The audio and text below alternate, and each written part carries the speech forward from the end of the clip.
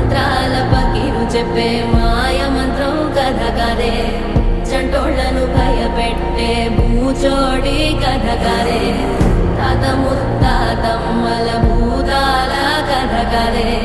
విక్రమాదిత్యుడు చెప్పిన వేదాళుడి కథ కదే దీపము నుండి దెయ్యం వచ్చే అల్లావుద్దీన్ కథ కాదే ఇది ముడత చర్మం ముసలి చెప్పే కథ